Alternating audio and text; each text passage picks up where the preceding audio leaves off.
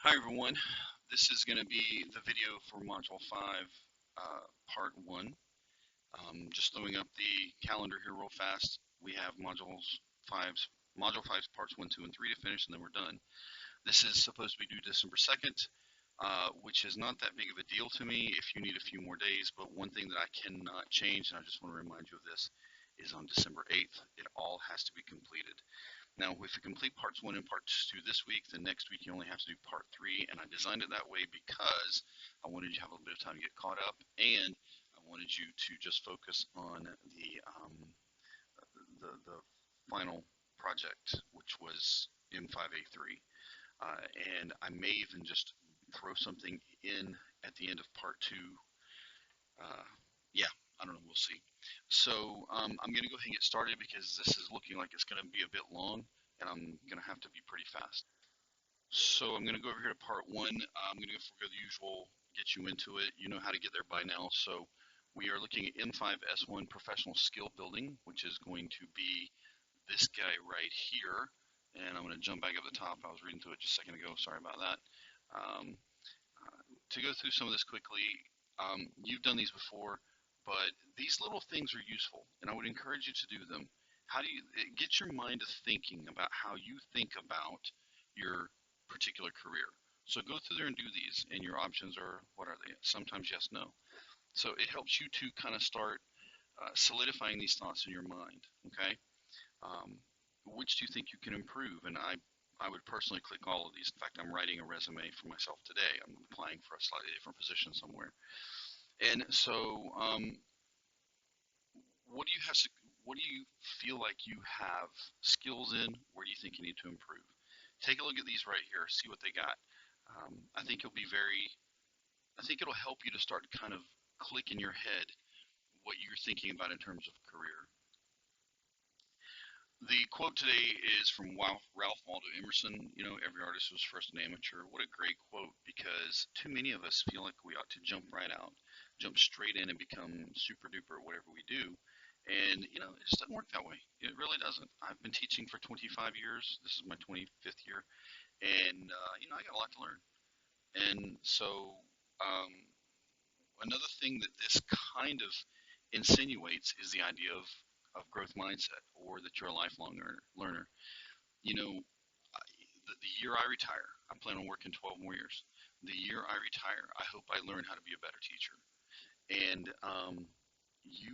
if you go into career research looking for this, if you go into this idea of planning your future career with the idea that you're always going to be improving, always going to be getting better, and you're never going to stop learning, and you're never going to stop improving, then you will you may have a slightly different approach to it.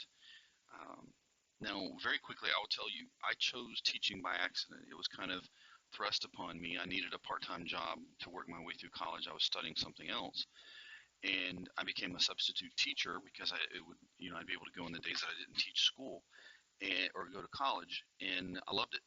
And I finally changed my major to the point where I became a teacher, but I was not looking to become a teacher.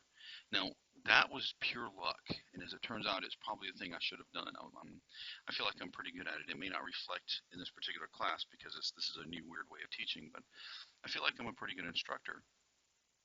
This is not what we want for you. We don't want you to just get lucky and get your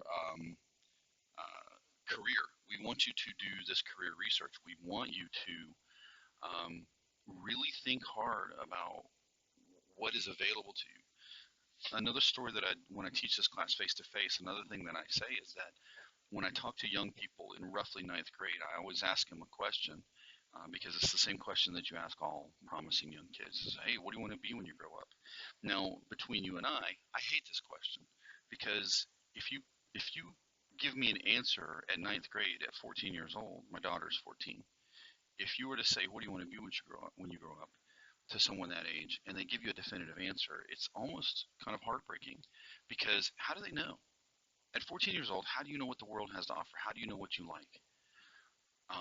Quite often you hear the answer of something far-fetched and, you know, through the roof, like I want to be a doctor or a lawyer or a veterinarian.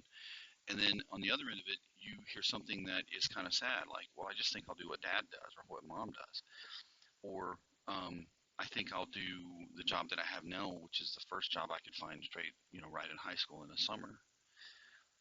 So to me, what's really important about careers is to avoid those. I don't want you doing what your parents did for a living necessarily. I'm not saying it's bad, and I'm not saying don't do it, but I don't want you just committing to that. I don't want you committing to the part-time job you have now. If you are a part-time Walmart employee, I don't want you committing to becoming, having a career at Walmart necessarily. Okay, there are great careers at Walmart, but I want you to look around.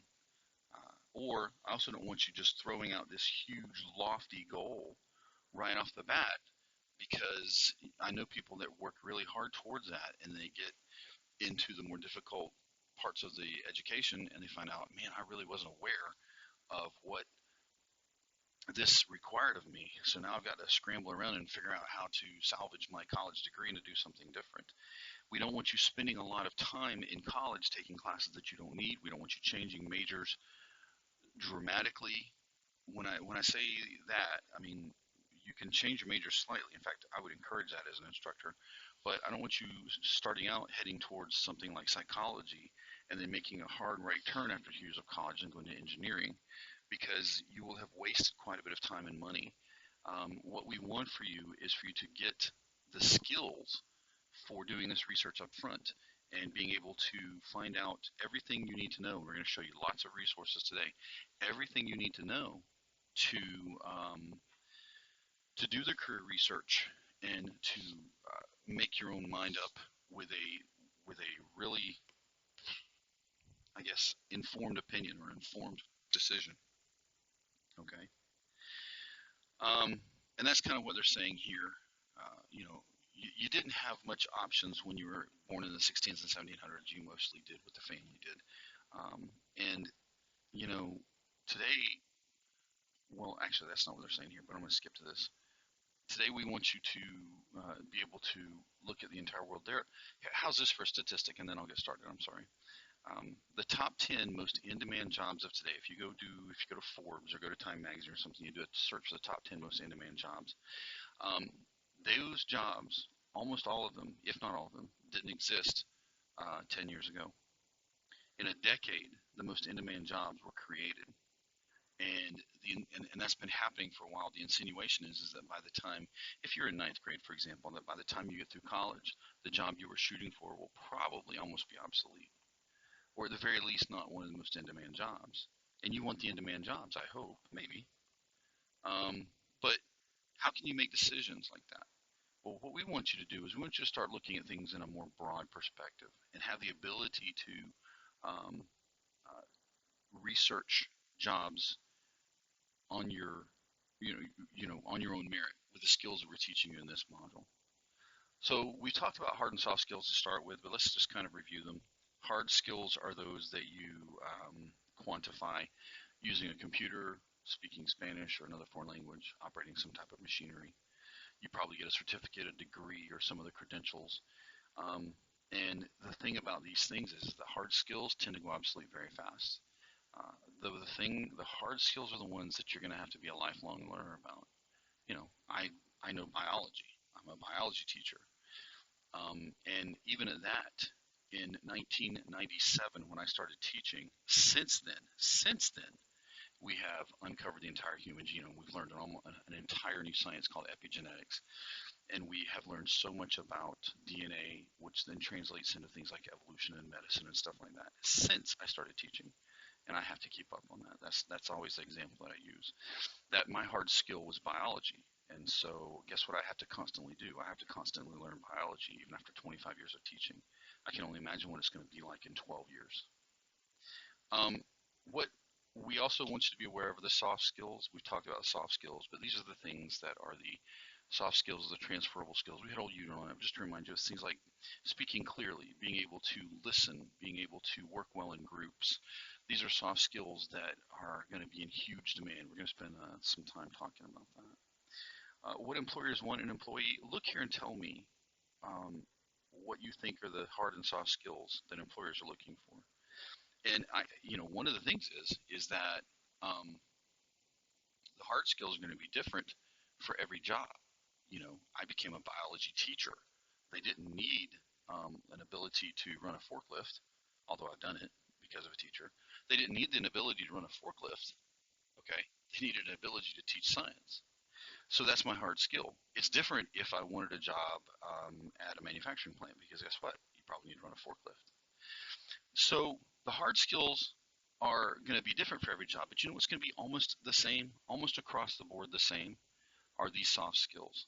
These simple skills that you learn to that are then transferable among every job. And surprisingly, for almost every job, including working in an office, including a mechanic, including I don't know, even the things that don't, farmers, for example, you need the ability to run computers. Things like that are an incredibly soft skill that are then transferable everywhere. 10 years ago, I said things about soft skills and the ability to run a computer, and I thought about my dad, who was a farmer. Nah, he didn't need it. But today, because he can't run a computer, he calls me constantly. Hey, get on your little internet thing and look this up for me. So think about the soft skills that are required today. Think about the soft skills that are going to be required in the future. Okay, and then think about what you need that you can provide an employer. Okay, so a skill is something you can do, say, or think right now. It's what, and I'm reading now. It's what an employer expects you to bring to the workplace to improve the overall operations of the organization. By the way, employers hire you to make their organization better. They're not some type of work study program just designed to give you a job. Employers are looking for somebody who will come to their company and make them money, essentially. I mean, when you get right down to it. Now they know that it's better for you, if you can make more money too. So you should demand a good solid wage. I'm not saying that, but I am trying to say that when someone hires you, they're hiring you because they think you have the skills that are required to make their organization better, which ultimately means make more money. I think, maybe I'm a little, maybe there's other explanations, but you know what I'm saying, make your organization better. Okay, so we're going to look at some resources here to help you determine which concrete skills are needed for all kinds of professions. And I want to, just got a few here I want you to see. Spend some time on each resource. You're going to do this on your own. I'm going to show them to you real fast, but there's 3, and I want you to just kind of start looking through them. So let's take a look at the first one. It's called the Career Aptitude Test from Rasmussen College. When you click it, it takes you to this page, and it's deceptively simple. For, what are there, 7 skills? They want you to adjust the slide here from left to right. Left being, it tells you, by the way, click how to take this test if you want to know. But left being the least, I can't do this at all, and this being, I am the best artist in the world, just ask me, right? By the way, click on the I if you want a description, okay? Same thing for interpersonal. Again, we've done interpersonal, and you could very well think about your score in interpersonal if you took that test. How well do you communicate? Okay. How good are you at managing? I'm going to do this for me, by the way. I'm going to be a little generous on artistic. My interpersonal skills are, they're okay. My mathematical skills are above average. My mechanical skills are significantly above average. Now remember, I'm someone who's developed myself over 50 years. Don't feel bad if you don't feel encouraged necessarily to do these. As a young person, some of these skills should be low. It's okay. I haven't always been mathematical. I had to teach myself math through high school and college, and I had to work at it because I hated it and I wasn't very good at it, and I could probably bump it up to here, but I'm not going to, just because. Okay. Managerial is the same thing. I've never been a manager, but I've been put in management positions. I manage students all day, so I have some managerial skills, but I also think I could do a little bit more of improving. I feel like I'm an excellent communicator. I feel like I have a strong interpersonal knowledge, very little artistic knowledge, but I'm a science teacher. In fact, I want to bump that up one. I think I am very strong in science, and I'm very mechanically oriented. Scroll down a little bit more here too. You know, where do you think your salary should be? What range? Okay. Um, I will tell you that as a school teacher, I have a moderate income. I would not put it as the poverty level, but it is certainly not going to make me millions. Um, but I do know that $50,000 is on the, if you want to have a wife and kids, $50,000 is on the very low end. My wife is a stay-at-home mom for now, and we are taking care of our daughter. And we do live okay, but on a salary not much higher than that, um, we find it difficult to have a significant savings. We find it difficult to plan to do any kind of improvement on our home, for example. So yeah, I mean, I just came back from going camping. I can go to Outback and get a steak if I want to. So I live an okay life right through there. But if you go any lower than that, you're going to be. You really need to think about what you can do with your salary. By the way, I have very little bills. I have no credit card bills. I don't even have a mortgage. Okay. So on the other end of it, 220,000 is a high end, and that's put that where you want, but you can drag that down too. I would personally leave it all the way to the top, just because. And the next thing for you to think about is job growth. What is your predicted job growth? We don't want it to be below zero. You know what? You can leave it hanging down at -10, but we definitely want to go into a position that's going to have job growth, because otherwise you're going to see some attrition and people losing their jobs if you're down here. That's up to you. You can leave these wherever you want, but I would encourage you to do something similar to this at the very least. And if you want to bump that up, one problem with bumping up the salary is you may lose out. It may not show you jobs that you uh, would be able to get because you've gone past that salary. So I'd say put it right about there, but it is entirely up to you. Another thing is, this isn't a slider, but if you want to turn off any of these, you can. I think somehow you're supposed to turn them off. Yeah, I think there's a little button to turn them on and off. I would say just leave it like it is, okay? Yeah, just leave it. It'll show you. Then click suggest some career paths, okay? So,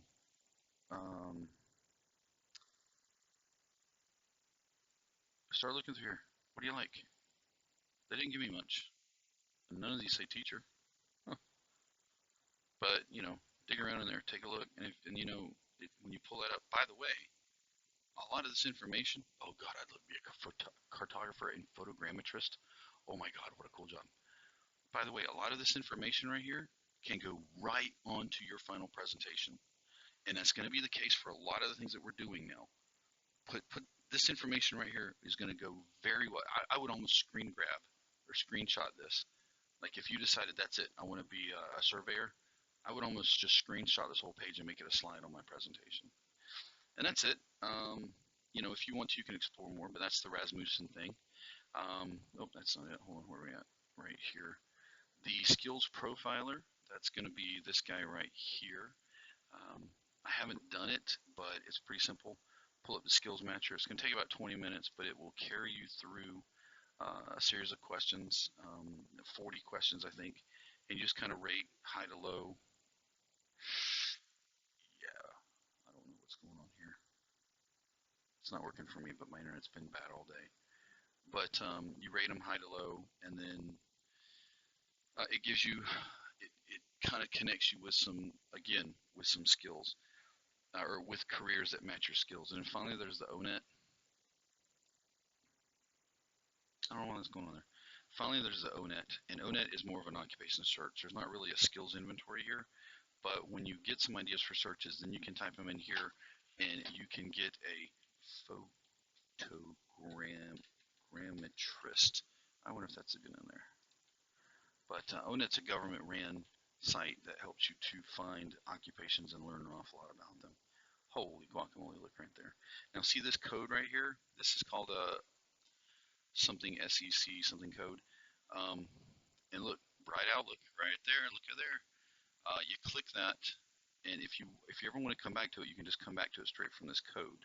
So you can save this code and just like pop it right in here, and you'll be able to find it. But when you come up with photogrammetrists, and it's going to give you all kinds of things that you need to become a photogrammetrist, things for you to be looking at. But in addition to that, these are also things that you should be including into your final presentation. Your final presentation, if you haven't figured it out yet, is going to be on a career. You definitely need to put that career into ONET online and come here and find some of this information.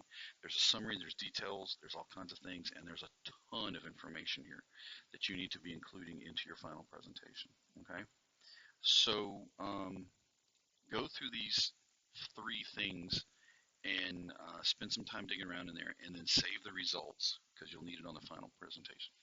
Okay, so these soft skills, these transferable skills are things like, are you dependable and punctual? Are you willing to learn? Are you adaptable? That means willing to change and take on new challenges. Um, I'm going to give you an example in teaching. I've been doing it for a while, and at no point did I learn to become an administrator, but I was given administrative duties quite a bit recently because,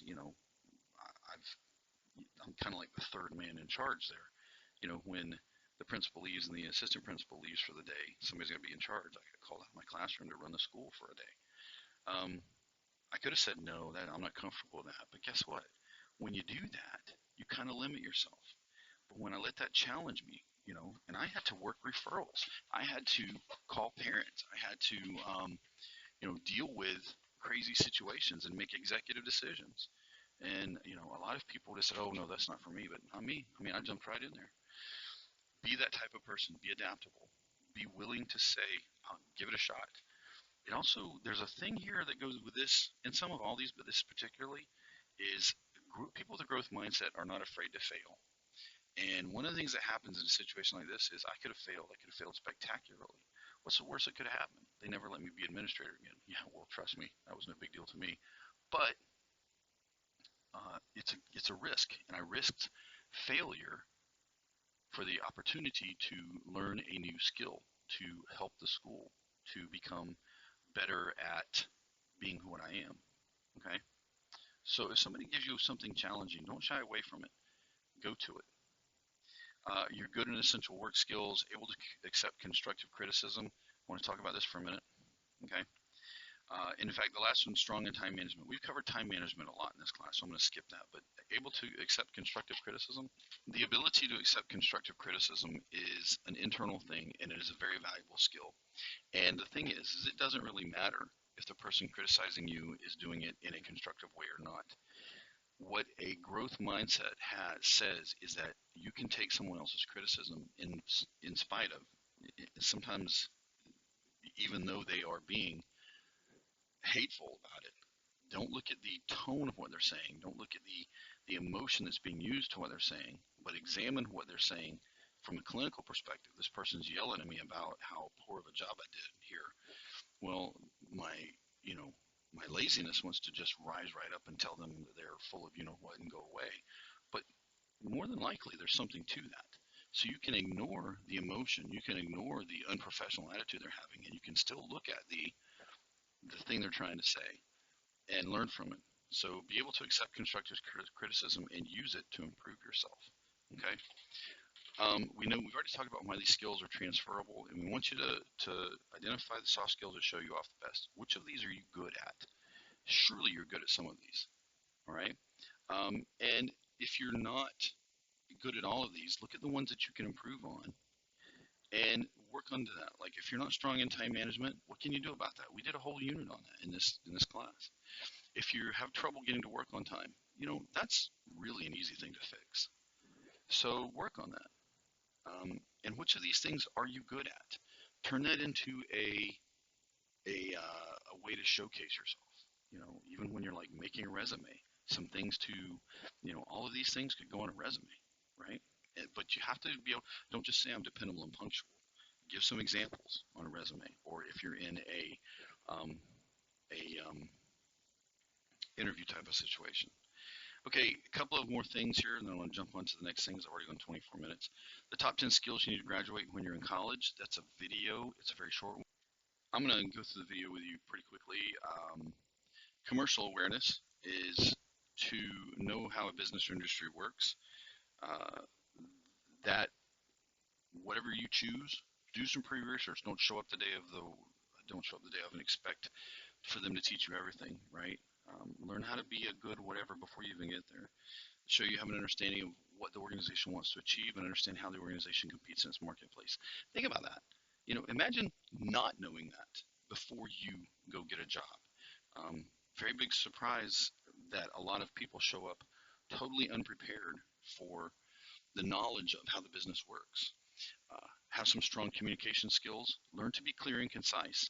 Learn to be focused. Learn to speak clearly. Learn to speak focused. Okay.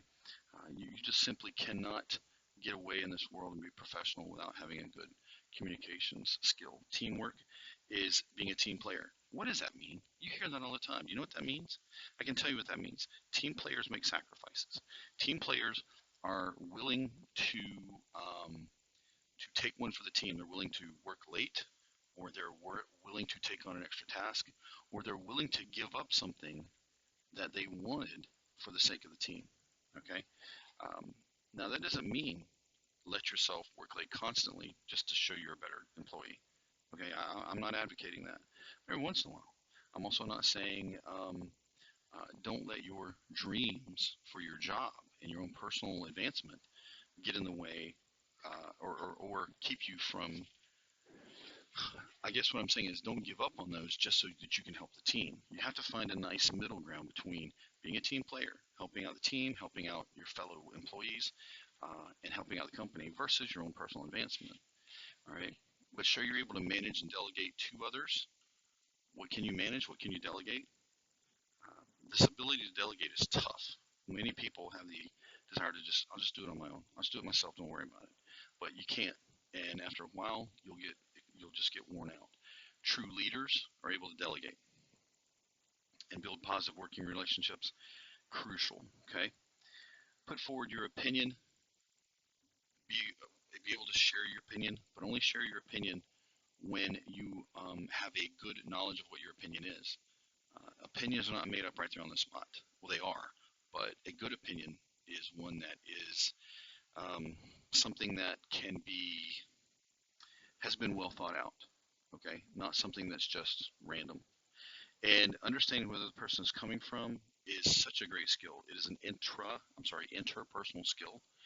And being able to stop and listen to the other person, even if you totally disagree with them, even if you don't like them, even if their breath smells like onions, being able to stop and listen to them and hear what they're saying and hear where they're coming from is going to make you a great employee. Okay, problem solving, the ability to take logical and analytical approach to solving, that's pretty straightforward. I don't have anything extra to say about that. Hold on. Part 6 is leadership. Show you have potential to be a leader. Again, I've already talked about a few ways like that, but do it some more. And you know what you're thinking? Maybe you're thinking right now, you know, I don't. I'm going to be a teacher.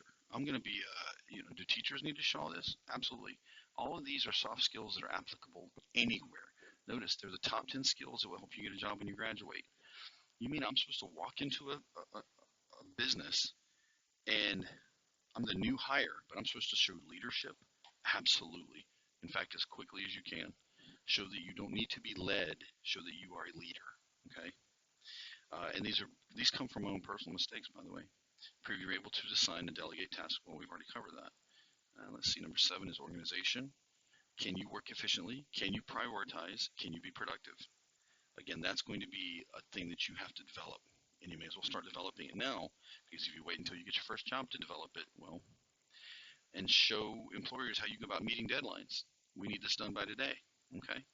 I had something due yesterday morning, and I was coming back from my vacation, and I drove about 10 hours in an RV, and I finally stopped driving at 1 in the morning. I did allow myself to rest, but I had something due the very next day, and I got up at 6 in the morning to get started because I had a deadline to meet. Learn how to do those sorts of things. Okay. Now, once I got the job done, I went right back to sleep. But I got up early and I got it done. Okay. Perseverance and motivation. Show employers the kind of person who will find a way through. Show them you're somebody who will finish. Show them that you're somebody who will find an ability to motivate themselves without having to be motivated. We talked about internal and external motivation. A lot of you guys are running on external motivation right now. You need to find that internal motivation. You need to find that thing that keeps you going. Why are you going to get this project done that they've asked you to get done? And don't just say because I'm afraid of being yelled at. That's external motivation. Find that internal motivation and show them that it works in you. Okay? Keeping calm in a crisis. Showing that you're not too overwhelmed or stressed. Now, it's okay to get overwhelmed and stressed every once in a while, but there are lots of people that happens every time. It happens over and over again. In fact, it's who they are. They're the person that gets stressed out. You don't want to be that person. You need to show that you aren't going to get as stressed out, but you also need to show that you can manage that stress. Yeah, I'm stressed. Yeah, this is tough. We're going to get it done anyways, but you're going to overcome that stress. Be that type of person that shows them that you can do that. And I promise you, you're going to be valuable. Confidence is kind of caught. If you have a 1 through 9, then you should be able to be confident, because confidence is very simply this: I can do it. Now, don't be overconfident. Overconfidence can get you in trouble, and it got me in a lot of trouble. Not a lot, but it got me in trouble through the years. I had to learn to stop being overconfident. But you have to find that level of confidence. Where are you good? All right. Why do I keep doing that? There's another video here on transferable skills, and I want you to watch that in just a minute, but I'm not going to show it to you. That's the next video here. So again, just more of a discussion of transferable skills, right? So how do you learn? How do you get these necessary skills? Basically, lifelong learning. You should be developing them right now. You should be developing all of these skills that we're going to talk about right here. You should be doing it right now. All those skills I just showed you on that video, you should be working on them right now. And understand that you're going to keep developing throughout your entire life. Okay? Think of all the resources around you that you can um, use to teach you to do those things. Silly things like videos and games. Okay? Um, Playing a game is obviously a metaphor for life. Every game is. When you're playing a game, try to show some of these skills, especially if they are team games, right? If they're games where you're all by yourself, then do intrinsic stuff. Teach yourself um, how to be a good decision maker, even if it's whether or not you should discard a card. Everything in life is should be a learning process. So wherever you are, find this information if you need it, but use every possible situation to develop. All right, learn how to write clearly is one of the best things I've ever done. Is to learn how to write. I came from a cattle ranch in the middle of Florida, and my first job was driving a tractor. Okay, I was surrounded by people who spoke very Southern, and I was surrounded by people who thought reading and writing and things like that were not necessarily important. I learned how to do it. One of the best ways to learn how to write clearly was I did a lot of reading, a lot of reading. And after I got through reading, I learned how to start writing. Um, I can now recognize when something that I write is doesn't look right because I've read so much. The a complement to that is to learn how to speak. Um, if you're not able to speak in public, it is going to affect your career. Learn how to speak, even in front of people that are. I've spoke to the governor of the state of Florida, and about science fair. He came to our science fair and he asked me questions. I spoke to the governor, and I had no problem. Okay, so learn how to speak, and the best way to do that is to just start speaking. I will tell you that teaching taught me how to be a good public speaker. Learn how to speak. Be reachable. Don't, I think I gave you guys 5 points of contact. Be reachable. Learn about computers and computing. Thankfully, I have a degree in it. But one of the things that's made me valuable as a teacher is my skills at computers and computing. I have people ask me constantly how to do this and how to do that. And remember, I started teaching 25 years ago. There was no Google. I know you guys find that hard to believe. I've been teaching longer than Google.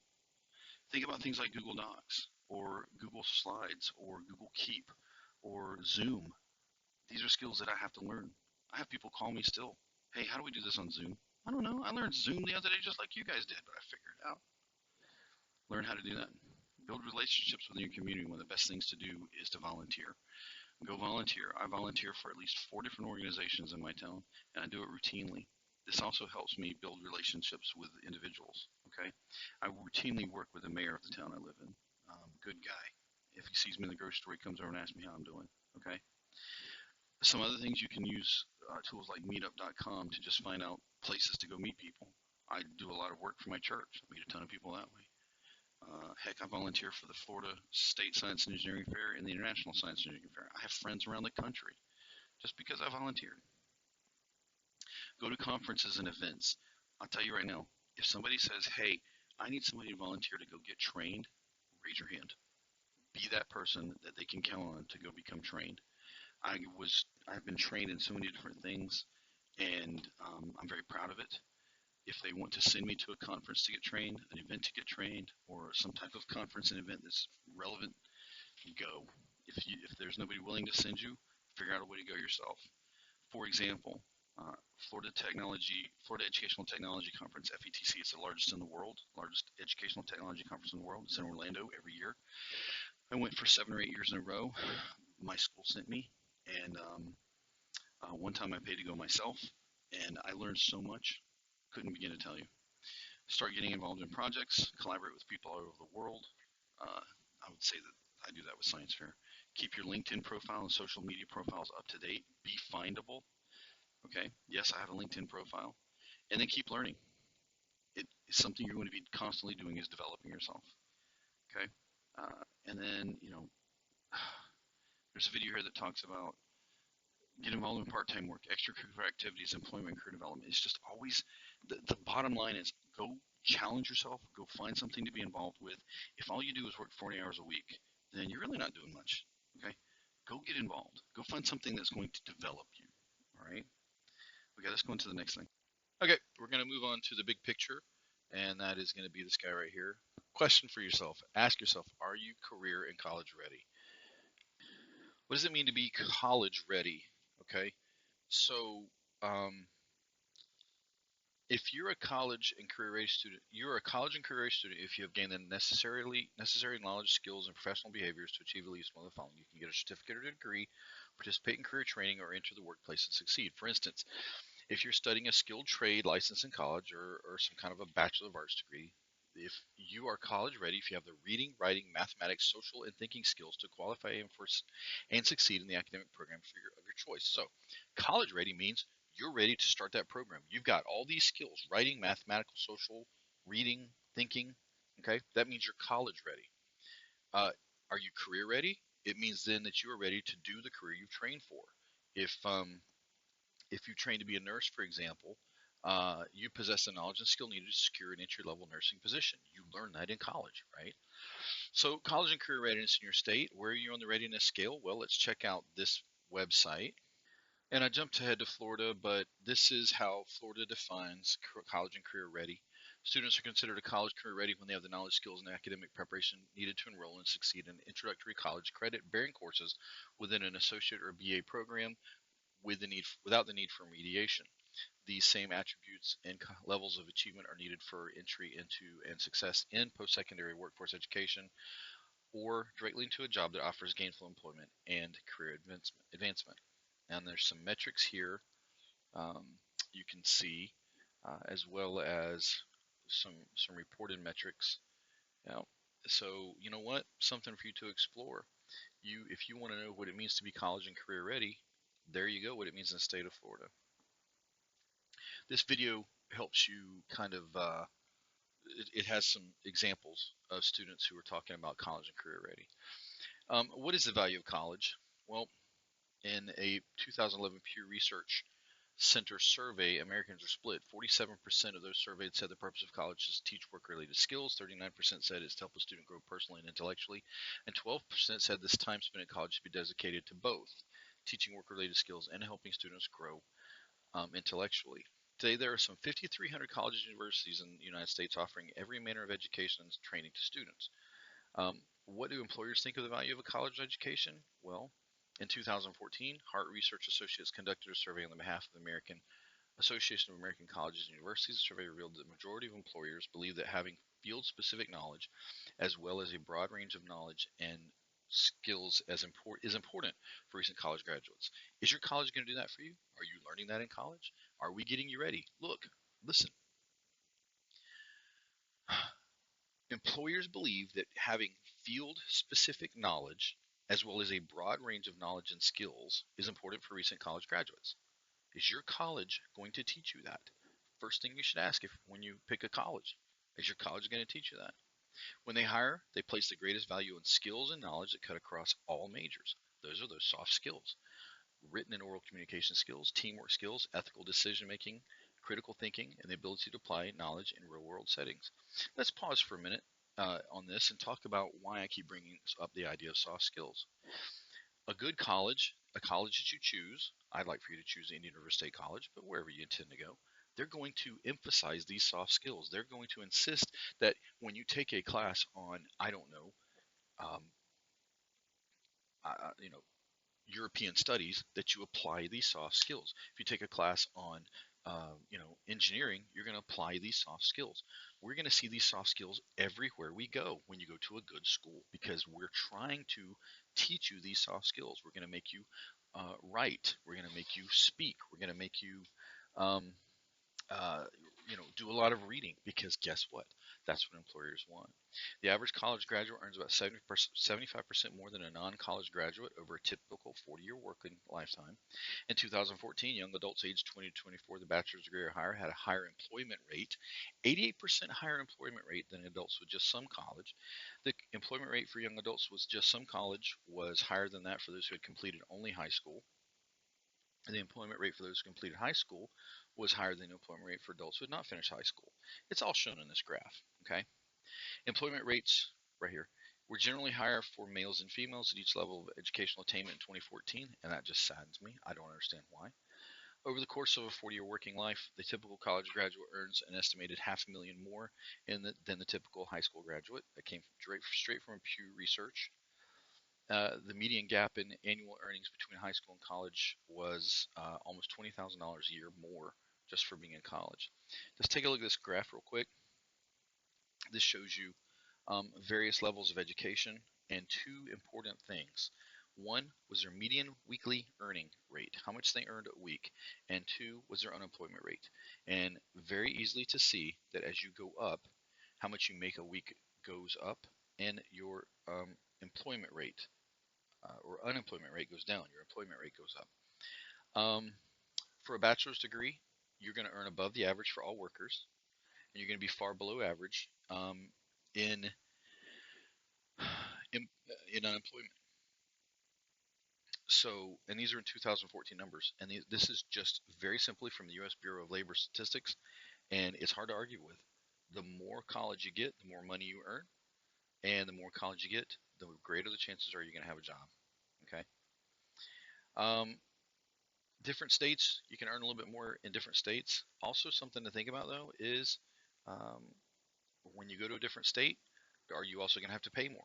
California pays well, but California is expensive, right?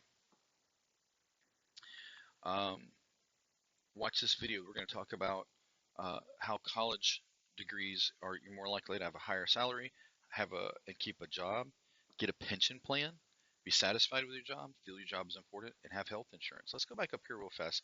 You can watch that video on your own, but think about this. Not only are you getting a higher weekly earnings if you have a master's degree, for example, but you're also going to be more likely to have a job that pays you a pension, that pays into some type of retirement account. It gives you health benefits. Okay, so these numbers are actually going to be even further out if you consider all the benefits. Okay, the job that you get having some college and no degree or just a high school diploma, that's it. That's all you get. Usually, you get $668 a week to take home and do what you want with. You need to go to the doctor, you better pay out of that. When are you going to retire? I don't know. Do you have a retirement plan? You're going to have to pay for your own retirement out of that. So these numbers right here actually go higher because you're probably going to get some type of a job that has health and retirement and other benefits. Okay. So something to think about as you are choosing to go to college or not. All right, let's go on to the next one. So I'm going to have to go through this quick, but this kind of covers a lot of the things I've already talked about. You know, you need to pick a major. Everybody has to pick a major. Two things I want you to know. One, when you pick a major, be committed to it. But two, don't be afraid to change it. I think right now, I don't know what it is, but when I was in college, people change their average 2.5 times, meaning that people change it either 2 or 3 times on average. There are roughly 2,000 majors offered, and those majors are constantly being changed. This is going to affect the rest of your life. So slow down, okay? Think about all the things involved. What is involved in picking a major, and then find out everything involved in getting that degree. What kind of classes do I have to take? This is one of the reasons we're making you do the career project, okay? Look for inspiration. Again, a video. I'll let you look it up. But look for information or inspiration. Find somebody that inspires you.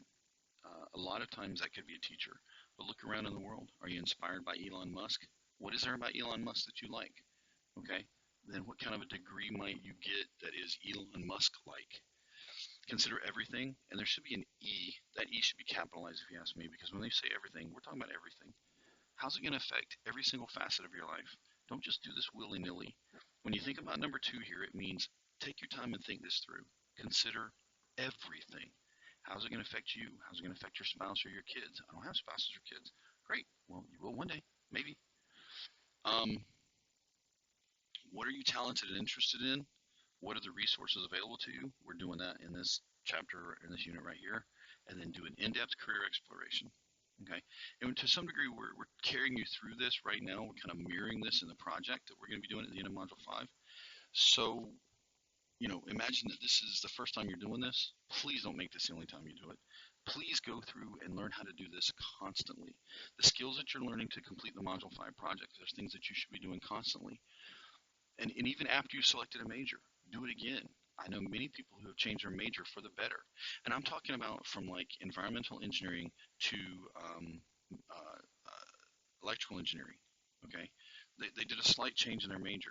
And I was talking to a young man yesterday. It wasn't electrical; it was civil engineering. He wanted to be an environmental engineer because he had studied environmental.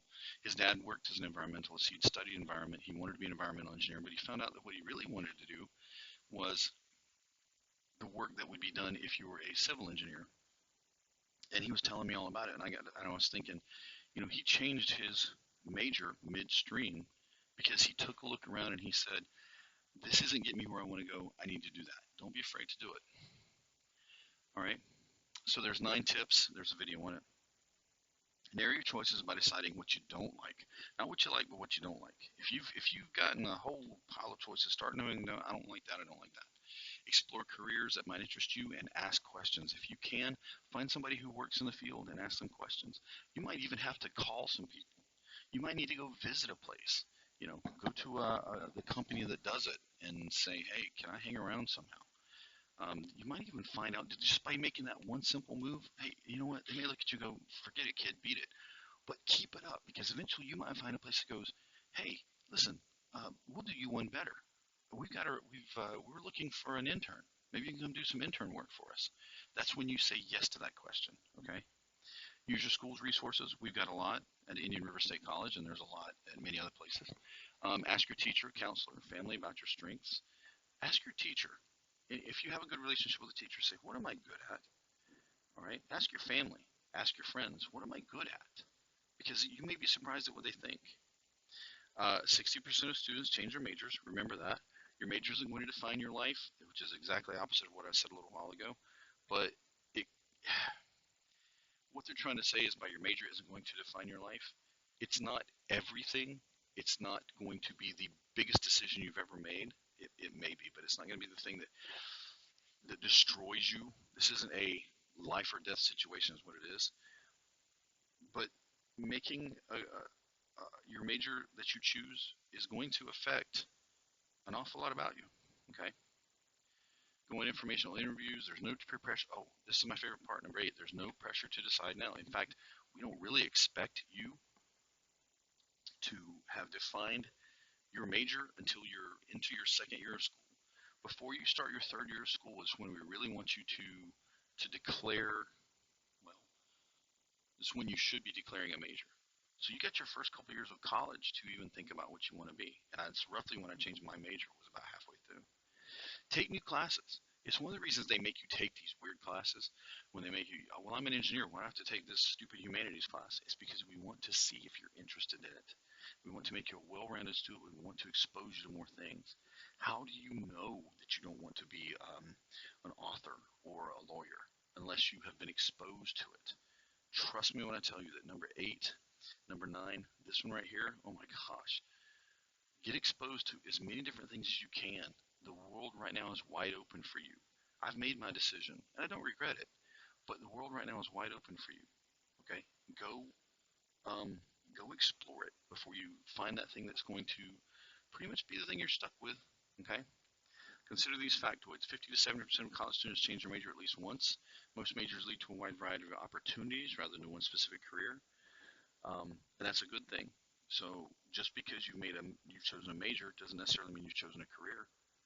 One major can lead to 15 careers. Which one are you going to pick? Many students say the skills they gain in college will be useful on a job no matter what they major in. Okay, what kind of skills are you talking about? Those soft skills, the ability to read, the ability to write, the ability to speak. And I don't mean read. I'm talking about being able to read technical information and pull it in. We covered that. The ability to write, speak professionally. Only half of graduating seniors accept a job directly related to their major. Career planning for most undergraduates focuses on developing general transferable skills. Already covered that. College graduates often cite the following 4 factors: personal satisfaction, enjoyment, opportunity to use the skills and abilities, and personal development. Where's the money? It doesn't say anything about money. Huh. Should money be something for you to consider when you're looking for a job? Yeah. But what about these? Personal satisfaction, enjoyment, opportunity to use skills and abilities, personal development. Those are important too. Don't you want a job that meets those needs that you have as well? Within 10 years of graduation, most people work in careers that aren't directly related to their majors. Why would I tell you that? Because the same thing I've been saying for the last couple of, for this whole video and the last couple. These soft skills are what you learn. Okay, soft skills allow you to transfer. That's why I'm more interested in you learning about soft skills and hard skills. Okay, yeah, great. You learn how to program in Python. Big deal. Python's going to be gone in 5 years. It's going to be something else. What I want for you to do is learn the ability to read professionally, speak professionally, write professionally. Got it? Many or most jobs that exist today will be very different 5 years from now. Any major you choose will likely benefit you because college graduates earn roughly $1 million more in their lifetimes than high school graduates. STEM jobs, science, technology, engineering, math, can lead to the 30 highest paying jobs, except for, mine. Even though humanities and social science students may earn less money right after college, they may earn more by the time they reach their peak salary than those who had STEM majors. If you do it right, the social sciences and humanities actually have the ability to earn more on the back end because they've reached an uber level of knowledge. Okay, look it up. You'll see it when you believe it. You'll believe it when you see it.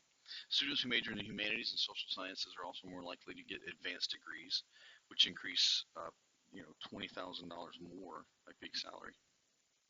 So where we stand with with regard to these statistics, possible to have a good marriage between your major, your skills, job satisfaction, job security, and earnings? Yeah, sure. Okay. I'd like for you to read some of these students' experiences. This one, what you thought you were going to do versus what you actually do. Okay. And I think you'll be surprised at the result. Success doesn't come to you, you got to go to it. So how do you do that? Well, all kinds of things. How do you start researching your careers? Well, you learn the things that I've been teaching you in this class so far. You can find the course catalog that's available right on irsc.com.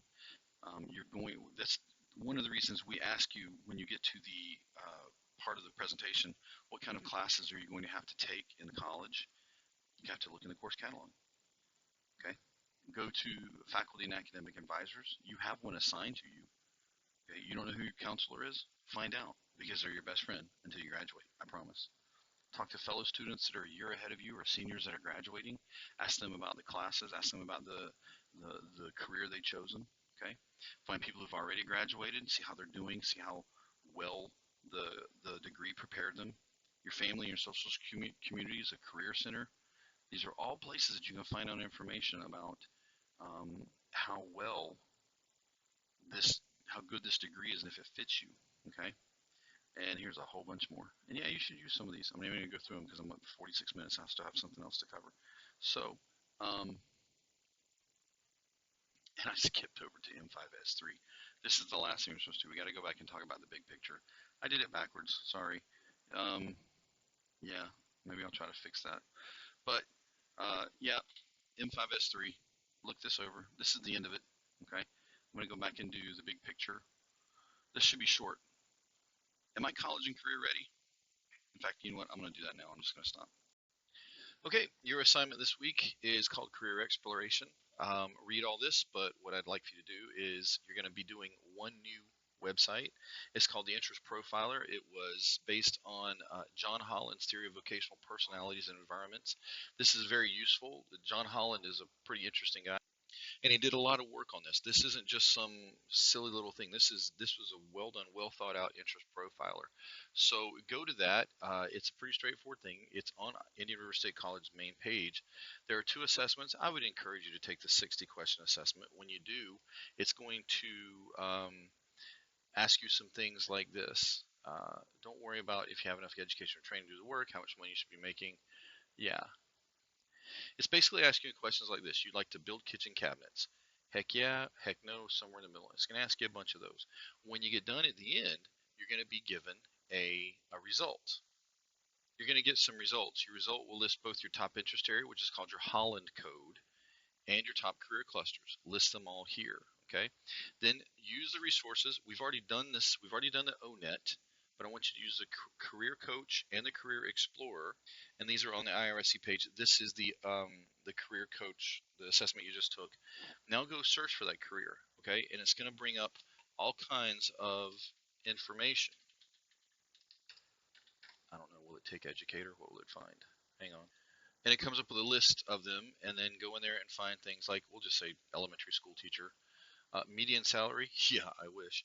187 job openings, programs that are required for it.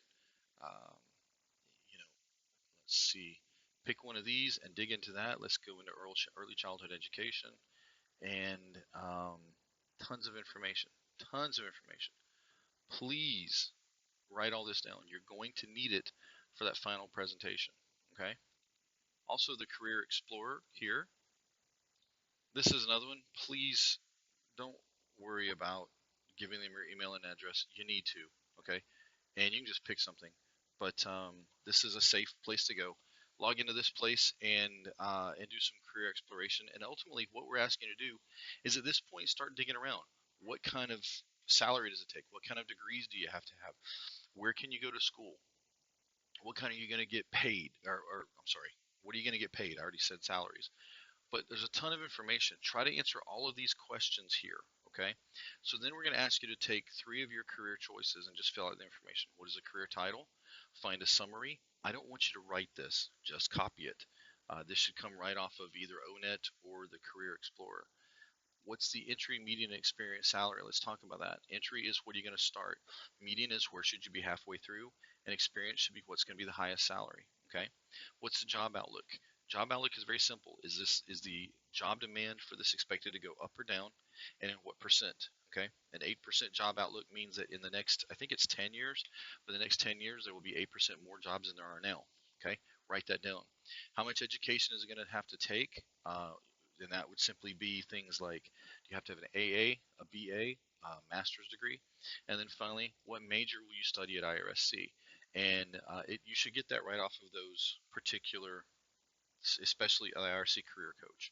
Okay, do that for 3, then analyze things that we talked about way back in Module 3 to analyze the careers using your creative, practical, and critical thinking skills. And don't Google pros of being a what's that's somebody else's. We want to know your thoughts, your analysis. Okay, so you're gonna write me about 200 words thinking about your career. Pick one of the careers and go with it. Okay, tell me, is it going to pay your bills? Are you going to be happy? Are you going to? Is it going to fulfill you? Is it going to use your skills that you've learned? Okay, and then you're going to do some pros and cons on the career of the 3 careers, and that's it. Once you complete this, you will hand that in, and that is completed Module 5, Part 1. Okay, get to work.